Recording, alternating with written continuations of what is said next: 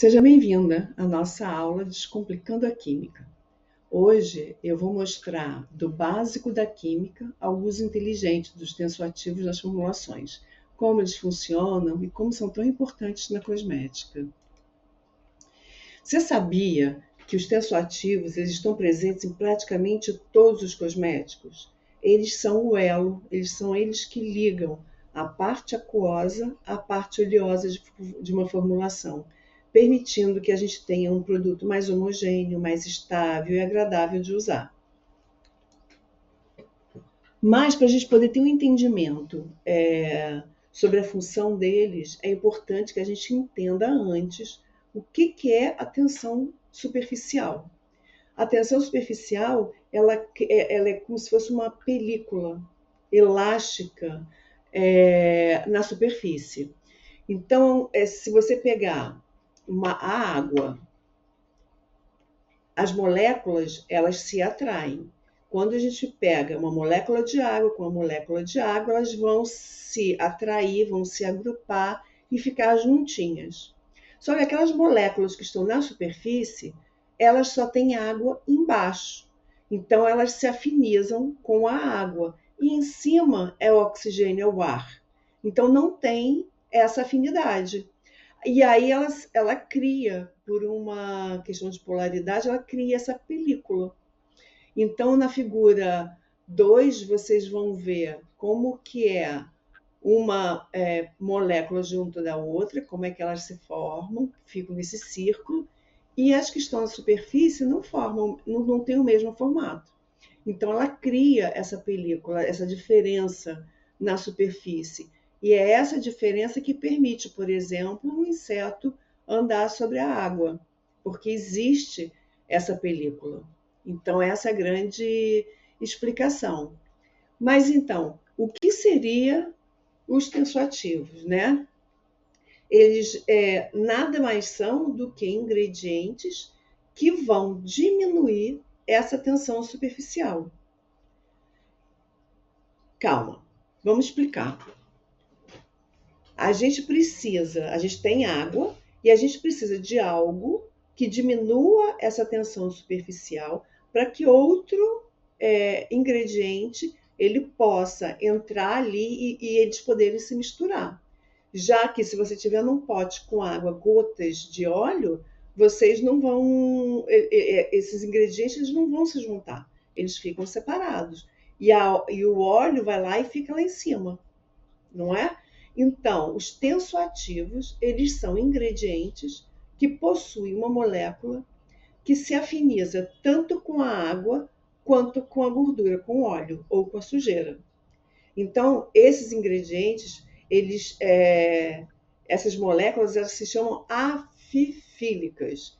É aquela molécula que tem uma parte que se liga à água e uma outra parte que vai se ligar à gordura ou ao óleo.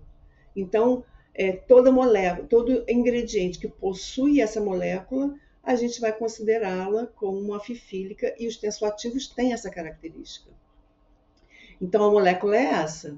Se vocês procurarem no Google, em qualquer lugar para estudar, vocês vão ver que essa parte azul aqui, ela é a parte que vai se afinizar com a água, ela é hidrofílica, ou seja, ela é amiga da água. Já essa outra parte aqui, essa cadeia, esse corpo aqui amarelado, ele é a cauda hidrofóbica, ou seja, ele não se afiniza com a água, ele tem uma afinidade com o óleo. Então, essa é a grande característica dessa molécula. E aí, quando colocamos várias dessas moléculas dentro da água, elas vão se organizar. Elas se organizam e criam um formato, uma estrutura chamada micela. Então, se a gente tem um ambiente cheio de água e coloca óleo, elas vão se organizar de um jeito. Se a gente tiver um ambiente, um pote, um copo cheio de óleo e pingar água, elas vão se movimentar, se juntar, também se agrupar de uma outra forma. E essa organização é que dá origem às micelas. Então, vocês imaginem, esse formato aqui é o formato à esquerda, é aquela molécula afifílica, aonde a bola roxa é a que vai se desenvolver na água e essa cauda é aquela que vai se juntar com o óleo ou com a gordura. Quando elas entram num meio, imagina que esse meio amarronzado é um meio aquoso e entra uma molécula de gordura, que é essa amarela. Como é que essa micela vai se formar? A cauda vem para dentro em contato com a gordura, enquanto a cabeça roxa que se afiniza com a água fica do lado de fora. Então, esse é um tipo de formato de micela. Mas a gente também pode ter o contrário, aonde é um ambiente maior é o de óleo e as gotas de água. Isso aqui caracteriza uma emulsão, por exemplo. E aí é uma emulsão chamada emulsão de água em óleo. Essa emulsão, normalmente, quando a gente utiliza esse formato, é para produzir cremes que sejam mais oclusivos, que sejam mais espessos, como aquelas manteigas corporais. Então, a gente sempre pensa numa emulsão de água em óleo, aonde a maior porção aqui vai ser em óleo e uma menor em água. Só que, se vocês perceberem aqui à direita, o formato da micela já vai ser outro. A parte interna, essa azul, é a água, a molécula da água, que vai atrair a cabeça. Lembra daquela cabeça que era roxeada na outra imagem? Ela atrai a cabeça e a cauda fica para fora. Então, se vocês, em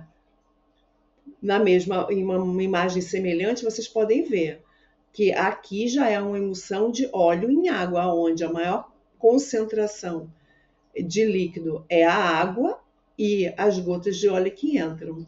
Então, para vocês perceberem bem a diferença, tá aqui, olha. À esquerda, vocês verão uma emulsão de óleo em água. E à direita, vocês podem ter uma emulsão de água em óleo. Ok? Aonde o que tiver aqui em círculo vai ser a parte hidrofílica. Atrai a água. E aonde tiver o traço é a parte hidrofóbica. Ela afasta a água. Ela não tem afinidade com a água. E se a gente voltar lá para aquela primeira imagem que eu mostrei e eu não dei nome, a água micelar, que hoje em dia está tão em moda, ela se apresenta dessa forma. A água micelar nada mais é do que um ambiente aquoso, aonde a gente introduz um tensoativo, normalmente aqueles de detergência, para poder tirar as impurezas do rosto, tirar a sujeira do rosto, e ela faz uma limpeza suave. Então, a água micelar, ela se comporta dessa forma. Já as emulsões, existem dois tipos, a de água em óleo e a de óleo em água. Aí vai dar diferenças de creme mais leve ou de creme mais pesado. Entendido o que é uma micela e o que é um tensoativo? Mas não acabou aí. A gente pode complicar um pouco mais e não se assustem, tá? Essa aula vai ser uma aula introdutória para a gente ir devagarinho apresentando alguns conceitos que no primeiro momento a gente nem precisa conhecer detalhes de cada um desses tipos de tensoativos, mas é importante que vocês conheçam e saibam que existem tensoativos diferentes, que cada tipo de tensoativo vai ter uma função diferente e que muitas vezes a gente não pode juntar ingredientes numa mesma formulação, porque não vai dar certo. E não vai dar certo justamente por isso, por às vezes, diferença de polaridade. E a gente precisa respeitar isso, tá bom?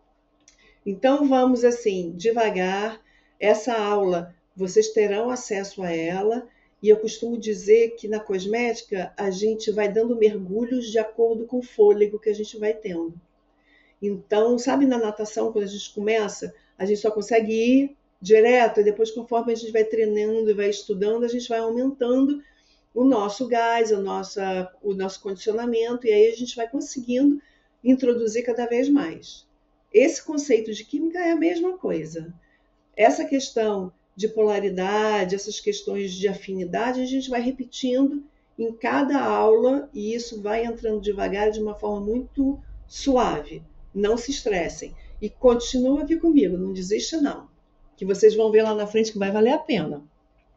Então, existem 4 tipos de tensoativos. Existem os aniônicos, catiônicos, os não iônicos e os anfóteros.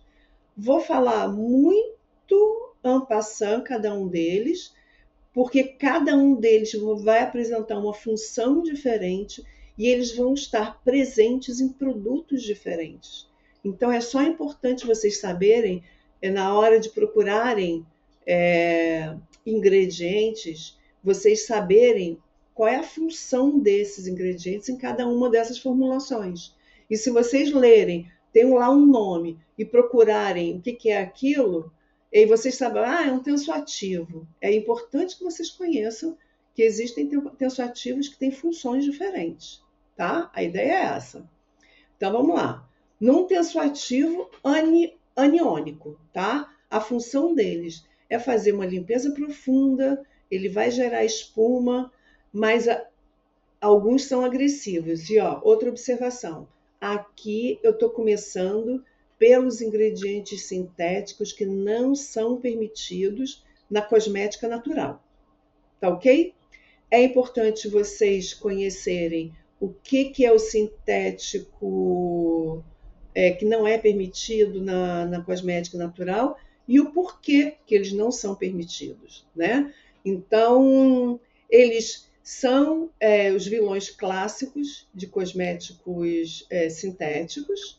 Por quê? Porque eles limpam demais, eles ressecam e irritam muito a pele, o cabelo, além de eles não serem biodegradáveis, então eles agridem o meio ambiente, e esse é o motivo das certificadoras não permitirem ele.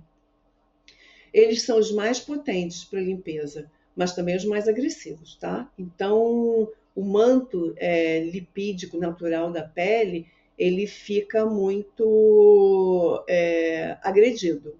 É por isso que ele não é permitido, tá? Para quem já quiser somar mais uma informação, ele tem uma carga negativa. Mas isso a gente vai lá na frente explicando melhor, tá ok? Vamos ao próximo, que é o tensoativo, o catiônico. Olha a diferença. Os catiônicos já são usados em condicionantes. Condicionador sólido é muito frequente o uso deles. Mas eles também têm que tomar cuidado porque eles não são permitidos pela agressão ao meio ambiente. Uma outra informação bem importante é que eles são incompatíveis com os tensoativos aniônicos. Então, a gente nunca vai poder misturar esses 2 tipos de tensoativo. Não vai dar certo. Aqui, o tensoativo catiônico ele é carga positiva, tá ok? Não adianta misturá-los. Já o tensoativo, o não iônico, eles são mais suaves do que os outros. O motivo deles não serem permitidos é porque envolve um processo chamado processo de etoxilação. Nenhum ingrediente que passe por esse processo é permitido pelas certificadoras naturais. Então, e normalmente eles vêm acompanhados por números, né? Então é PEG 20, PEG 60, PEG, tem um monte de PEG, e eles não são permitidos, tá? Eles são proibidos. Tem os polissorbatos também, que tem um monte de número, E aí vocês vão reconhecer, é muito fácil vocês reconhecerem isso nas etiquetas, tá? Eles passam por processo do petróleo. Já os tensoativos anfóteros, eles ajudam na formulação para estabilizar, eles são usados assim, meio que como cotensoativos. É a principal função dele, ele vai ficar equilibrando aquela fórmula, tá? Existem algumas opções, e aí eu vou chamar a atenção aqui para o cocobetaína e o cocoamidopropil betaína.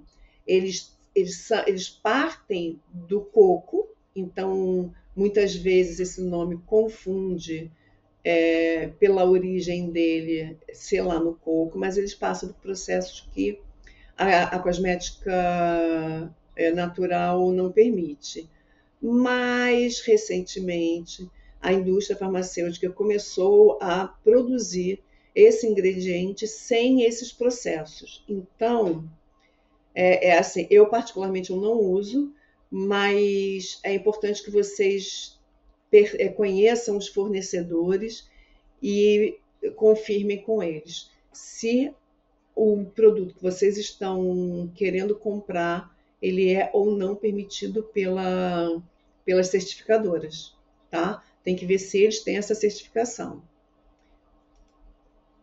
Bom, aqui é uma tabela aonde você vai encontrar os tensoativos que não são aceitos pela cosmética natural, e é importante você conhecer para evitar que ingredientes mais agressivos ou que sejam derivados petroquímicos, tá? Que normalmente são os motivos pelos quais as certificadoras de produtos naturais não reconheçam esses produtos. Quem quiser essa lista, depois é só entrar em contato com a Mimos que a gente oferece. Bom, a nossa sorte é que hoje em dia já existem tensoativos com funções similares, semelhantes, que vão oferecer esse equilíbrio para a nossa formulação, que não vão agredir nem o meio ambiente e nem a nós.